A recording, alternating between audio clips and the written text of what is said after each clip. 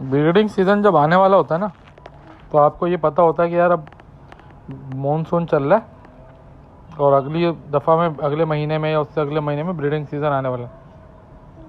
तो मानसून के अंदर जो वायरस वगैरह आते हैं, एक तो उससे भी बर्ड को बचाना होता है, ह्यूमिडिटी हाई हो जाती है, बहुत सारे फैक्टर्स होते हैं। अच्छा, बर्ड की वेंटिलेशन भी अच्छी रखनी होती है और बहुत कम जगह में बहुत सारे बर्ड्स को एक साथ भी नहीं रखना होता। तो तरीक़ेकार क्या है? तरीक़ेकार भाई आप ये कर सकते हैं और उससे बहुत सारे फ़ायदे होंगे उस तरीक़ेकार को करने से। नंबर 1, आपने जो पट्टे तैयार किए हैं या जो भी आपके पास ब्रीडिंग स्टॉक में इतना सारा माल जमा है ना, पहले तो मैंने 1000 दफ़ा बताया कि जब ब्रीडिंग सीज़न ऑफ हो जाता है तो नरों को एक पिंजरे में डाल दिया करो और मादियों को एक पिंजरे में अलग अलग। उसकी वजह यह है कि भाई जोड़ा लगा के रखना फजूल है, नर मादियों को एक साथ रखते नहीं है, वरना वो रेस्ट करने के बजाय ना जोड़े लगा के रखते हैं। तो फिर वो कॉलोनी में अगर आप छोड़ भी दो ना, तो वो जोड़ा लगा रहता है, नर बेचारा स्ट्रेस में रहता है, मादी भी स्ट्रेस में रहती है। इससे कई बेहतर ये है भाई कि आप सारे नरों को एक जगह पे छोड़ दो फ्लाइंग केज में, और मादियों को अलग फ्लाइंग केज में छोड़ दो।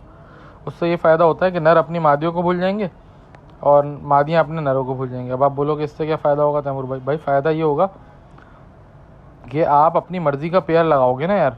अब एक नर ने एक मादी से जोड़ा लगाया, अब आप चारों अगले साल या अगले सीज़न में मैं इसका जोड़ा किसी और मादी से लगाऊं, तो अगर आप उसको अब उसकी मादी के साथ रखोगे तो उसको भूल ही नहीं पाएगा। तो ये थोड़े से कुछ ऐसी चीज़ें हैं टेक्निकल जो आपको थोड़ा सा मैनेज करना पड़ता है। फिर उसके बाद जब आपने अलग कर दिया नरों को अलग, मादियों को अलग, आपने खिलाया पिलाया, उनकी सारी चीज़ें रखी टाइट, गर्मियों में ज़रा हल्का हाथ रखा, फिर जब सीज़न आने वाला था तो उनको कोई कोर्सेज़ कराया, वैक्सीन का कोर्स, स्क्रैच का कोर्स, डीवॉर्मिंग करा दी उनकी, ठीक है। उनके बाद कैल्शियम का कोर्स कराया, वाइटामिन का कोर्स कराया, ठीक है। उसके बाद कोई एंटीबायोटिक का कोर्स करा दिया, कॉक्सी का कोर्स करा दिया।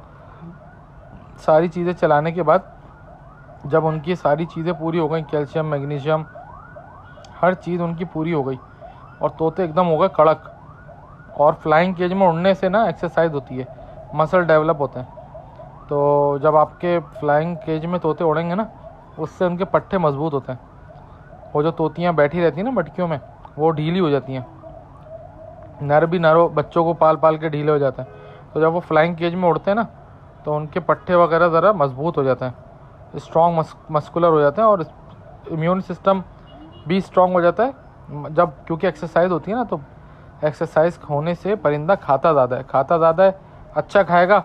आप अच्छा खिला भी रहे हो, आपको ज़ाहिर है जंग की तैयारी कर रहे हो अमन के दिनों में, तो जब आप अच्छा खिलाओगे, अच्छा खाएगा, वो एक्सरसाइज भी हो रही है उसकी, तो परिंदा तैयार होता है, ज़रा तुन के मोल्ड वगैरह कर लेगा, सारी चीज़ें हो जाएंगी।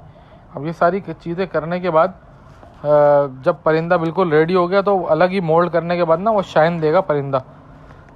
अब आपको समझ में आ रहा होगा, नर सारे आवाज़ें निकाल रहे होंगे, मादियाँ भी आवाज़ें निकाल रही होंगी। पता चलता है यार, जब फ्लाइंग केज में तोते होते हैं ना, तैयार होते हैं, तो उनका अलग पता चल जाता है कि हाँ यार ये अब बिल्कुल तैयार हो गए, हमने सारी चीज़ें खिला दी इनको, जो करना था करा दिया, वैक्सीन सब करा दी, डिवॉर्मिंग भी करा दी, ये भी करा दिया, वो भी करा दिया, कैल्शियम मैग्नीशियम सब चला दिया, सारी दवाएँ चला दी, ठीक है ना। अब होता क्या है कि आपका ब्रीडिंग सीज़न आने से पहले ना, आप क्या करो कि जिस तरह से इसने केजेस रेडी कर दिए ना, इस तरह से नर को पकड़ो अपने मर्ज़ी के, और अपने मर्ज़ी की मादा को पकड़ो और उसको इस तरह से जोड़ा बना के डाल दो। मटकी नहीं लगाओ, बॉक्स नहीं लगाओ मतलब ना। अच्छा, इससे फ़ायदा क्या होगा? अब आप बोलोगे यार तैमूर भाई, तो ये तो हम जब सीज़न आता तब भी कर लेते, तब भी कर तो लेते आप, लेकिन इससे 2-3 फ़ायदे होते हैं, वो मैं बताता हूँ क्या फ़ायदे हैं।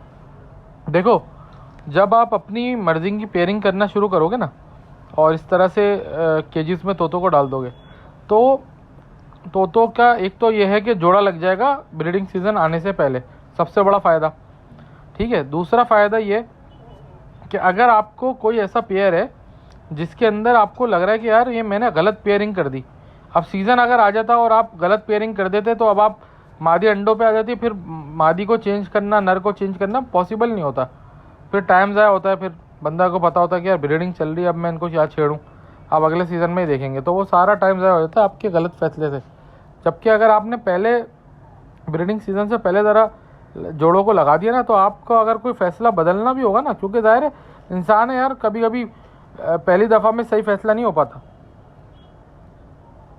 आपने सोचा यार ये नर ये मादा लगाते हैं, बाद में आपने बोला नहीं यार ये नर ये मादा नहीं, बल्कि वो नर और ये मादा, और ये नर और वो मादा लगाते हैं। अब ये आपको फैसला जो चेंज करना है ना आपने, तो ब्रीडिंग सीज़न आने से पहले ये सारी चीज़ें आपकी सेटल हो जाएंगी, सही पेयरिंग हो जाएगी। जो नर आप जिस मादा से लगाना चाह रहे थे वो भी लग जाएगा, और जो गलत लग गया है वो सही भी हो जाएगा, क्योंकि ब्रीडिंग सीज़न आया नहीं है, अभी आना है 1 महीने बाद, तो आपकी सारी चीज़ें सॉल्व हो जाएंगी। दूसरा फ़ायदा ये होगा कि सारे तोते मानसून के अंदर एक साथ बैठते हैं ना, उससे वायरस आने का ख़तरा, और एक ही कटोरी में खाना खाते हैं पानी पीते हैं, तो मानसून का ज़रा ख़तरा होता है मानसून के सीज़न में। तो वो वाला मैटर भी सॉल्व हो जाएगा कि परिंदा अलग अलग बैठेगा, हर केज के अंदर अलग अलग होगा। खुदा ना खास्ता आपके यहाँ पे कहीं वायरस आता है किसी केज में, तो आप उस वाले जोड़े को हटा के सेटअप से दूर कर सकते हो और डिसइंफेक्ट कर सकते हो उस वाले पोर्शन को। तो कुछ इस तरह की भी कुछ फ़ायदे हो जाएंगे आपको ना। बाकी ये कि परिंदा जो है ना, जोड़ा लग जाना ही सिर्फ बात नहीं होती, बल्कि जोड़ा उस केज में अपने आप को संभालेगा 1-1.5 महीने में कि यार मैं, हाँ ये मेरा केज है, ये जगह है, ये पानी का, ये दाना, और मतलब आपसे भी सेट हो जाएगा, क्योंकि हाइट पे होता है, कुछ नीचे होते हैं, तो वो उनकी ज़रा सेटिंग बनने में, उनका जहन बनने में ना टाइम लगता है, महीना लग जाता है परिंदे को ना सेट होने में। तो आपने क्योंकि फ्लाइंग केज से छोटे केज में डाला होता है, तो उनको ज़रा सेट होने में टाइम लगता है, तो ये वाला टाइम जो लगता है वो भी बच जाएगा आपका, क्योंकि ब्रीडिंग सीज़न आने से पहले ही आपने डाल दिया तो वो सेट हो चुका होगा। फिर जब ब्रीडिंग सीज़न आएगा ना, तो जैसे लेट सपोज आपने अगस्त में मटकियाँ लगानी थी, तो अगस्त में नहीं, सितंबर में मटकियाँ लगानी थी, तो अगस्त में आपने ये कर दिया, तो सितंबर में जब जैसी सीज़न की पहली हवा चली ठंडी ठंडी, आपने बोला चलो भाई सर्दी आ गई, तो अब आप मटकी लगाओगे, और मेरा ये दावा है, लिख लो अपने पास, मटकी लगाओगे और पहला अंडा जो है ना आपके पास 8 दिन के अंदर अंदर आ जाएगा। ये मेरा दावा है, दावा नहीं, मैं ऐसे ही नहीं करता, तजुर्बे की बुनियाद पे कर रहा हूँ। तो 8 से 10 दिन के अंदर आराम से आपके पास जो है ना पहला अंडा आ चुका होगा। और सबसे बड़ी बात, जो अच्छी बात होगी, वो ये होगी कि 1 महीने के अंदर जो जोड़े आपने लगाए 10, 15, 20, 50, 100, वो सारे के सारे सेट हो चुके होंगे। जैसे ही मटकी लगेगी ना या बॉक्स लगेगा, सारे के सारे तोते एक साथ अंडे देंगे 8-10 दिन के अंदर। सारे के सारे बच्चे 1-1.5 महीने के बाद एक साथ निकलेंगे। अगर आपको बच्चों को घुमाना हो, इधर छोटे बच्चों को मिक्स करना, बड़े, अगर किसी के नर मादा को चेंज करना हो और उसके बच्चे कहीं और डालने हैं, तो ये सारी चीज़ें आप आराम से मैनेज कर सकते हो, क्योंकि सारे बच्चों का साइज़ एक जैसा होगा, सारे पेयर एक साथ ब्रीड करेंगे, तो ये बड़ा एडवांटेज हो जाता है। और सारे बच्चे एक साथ निकलेंगे, एक साथ बड़े होंगे, एक ही उम्र के होंगे, फिर आगे उनको बेचने में भी आसानी होगी, क्योंकि एक ही उम्र के बच्चे होते हैं ना, जब वो बड़े होते हैं तैयार, तो एक साथ बेचना, एक साथ उम्र के होना, बहुत एडवांटेजेस हैं। एक फ़ायदा नहीं है, कई फ़ायदे हैं। तो हर चीज़ को देख के करना पड़ता है। और हाँ, बाकी कुछ टेक्निक्स हैं, वो भी मैं बताऊंगा जब ब्रीडिंग सीज़न आएगा। आगे है तकरीबन ब्रीडिंग सीज़न, बस मानसून ये जाए ना, अब जो है ना ये ख़त्म हो, नॉर्मल हो जाए सब, तो सर्दी आ गई है बस समझो थोड़े दिन में। तो ये जो है फिर आप लोग को मैं बताऊंगा कि किस तरह की टेक्निक्स लगा के क्या क्या करना होता है। आज की वीडियो का टॉपिक अगर पसंद आया तो भाई चैनल को लाइक और सब्सक्राइब कर दें। बाकी जिन लोगों को रेम्बो बर्जीज चाहिए, तो मेरे पास 1-2 जोड़े पड़े हुए हैं, अभी ज़्यादा नहीं पड़े हुए, क्योंकि ज़्यादातर तो आपको पता है सीज़न में लग जाएंगे।